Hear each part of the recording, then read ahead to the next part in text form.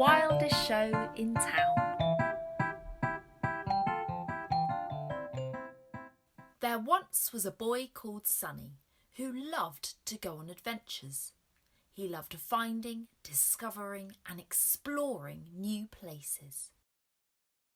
One day, a great storm arrived and made the rain fall for days and weeks and months.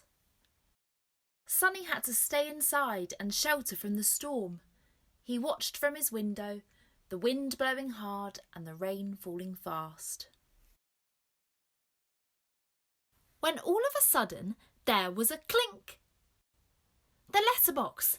Something had appeared through the letterbox. Sonny picked up the paper and read it excitedly.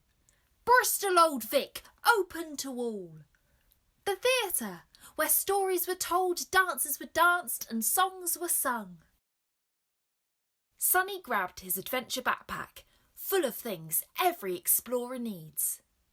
A magnifying glass, a telescope, a torch, a piece of rope, a tape measure, and, of course, a sandwich. When Sonny arrived, though, the theatre seemed shut. The lights were off, the doors were closed, and no one was in. That's strange. The advert definitely said there was a show on. As he was about to leave and head home, feeling like a balloon that had just been popped, Sonny stopped.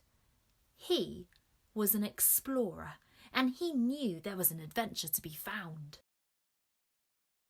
He pulled out the magnifying glass from his adventure backpack and looked again at the entrance. This time he noticed a trail of birdseed. He followed it around the corner of the theatre and down a small alleyway. The trail led Sonny to a large wooden door, which all of a sudden flung open. A nightingale flew out, chirping and squeaking and singing. Roll up, come this way to the greatest show on earth, sang Mazarina the nightingale. I've come to see the show, called Sonny. Wonderful!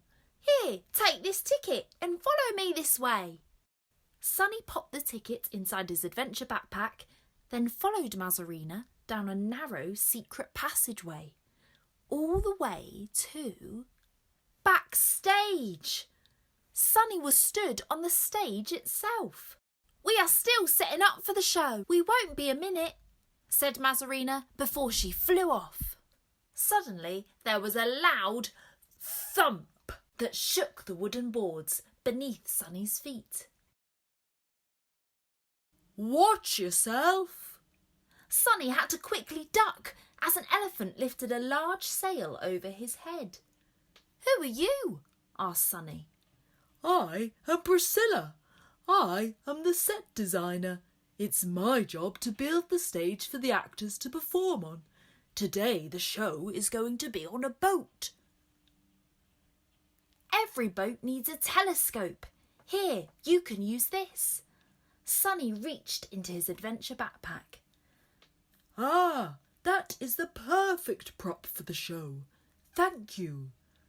But just as Priscilla was about to place the telescope onto the set, they were plunged into darkness. Ah, what's happened? asked Sonny. Streeder, the lighting designer, grumbled Priscilla.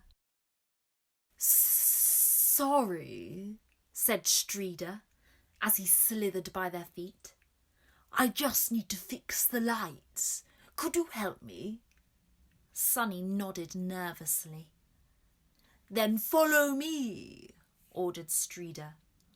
The boa constrictor slid up the wall all the way to the grid of metal bars above Sonny's head. You can take the ladder, Streeder shouted down. Sonny took a deep breath and carefully began to climb the ladder. Higher and higher and higher he climbed until he reached the top of the theatre where Streeder was waiting, wrapped around the lighting bars. I need to switch this light on, but I can't see the switch, said Streeder. Oh, I know. Sonny pulled out his torch from his adventure backpack, turned it on and pointed it to the theatre lights. Streeder reached out his tail and switched the lamp on. The stage was flooded with light. They were so high up, even Priscilla looked small. Then all of a sudden there was a rumble above Sonny's head. Thunder! Shouted Sonny. Quick, Sonny, through that trapdoor above you, called Streeder.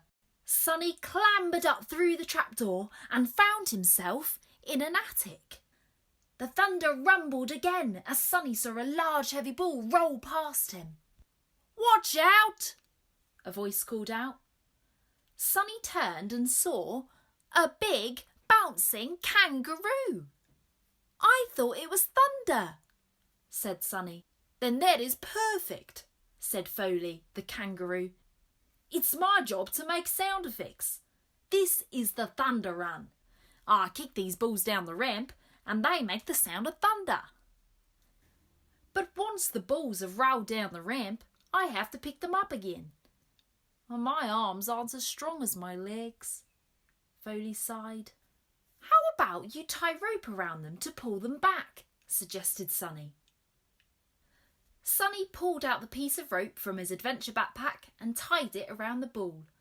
Foley kicked the ball and pulled it back. Brilliant! Now I can make lots of thunder and make a very noisy storm in the show. But as Sonny went to have a go himself, he slipped and tumbled through the trapdoor. Luckily, with a gentle thump, Sonny landed on a huge mountain of coats and jackets. Another actor for the stage? Try this one. A llama appeared and bundled Sonny into a large woolen coat. Oh, who are you? Asked Sonny, poking his head through the coat. I'm Barlow, the costume designer. It's my job to make the clothes for the actors to wear. I measure, snip and sew. But I can't seem to find my measuring tape. Ah, here you go. Sonny pulled his measuring tape from his adventure backpack. Super. Now you must go and get ready for the show. I need to get measuring and making.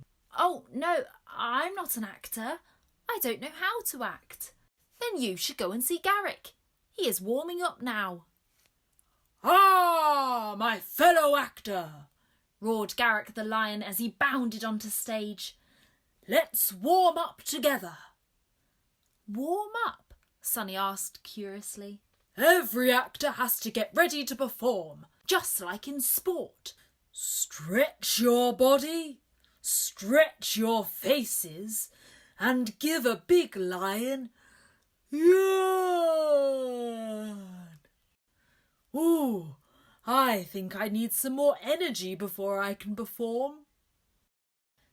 That's why I always carry a sandwich in my backpack. But as Sonny pulled it out, Garrick snapped it up. Delicious, thank you. Now I can make a big roar. Garrick roared so loud it blew Sonny backwards right into a baboon. Ha ha, you're funny. You could be a clown like me. My name's Billy, the theatre clown. It's my job to make the audience laugh. Billy the baboon threw a banana peel on the floor, then slid across the stage and landed with a bump, with her bottom in the air. Billy burst into giggles, and Sonny soon laughed along too. But they couldn't hear anyone else. Oh no, there is no one sat in the audience. How can we do a show if there is no one to watch? Billy asked. Sonny didn't respond. Instead, he dashed away and disappeared off the stage. Mazarina the nightingale appeared and gave a chirping call to the animals. Stand by, company. The show is about to begin. Streeder switched the lights on.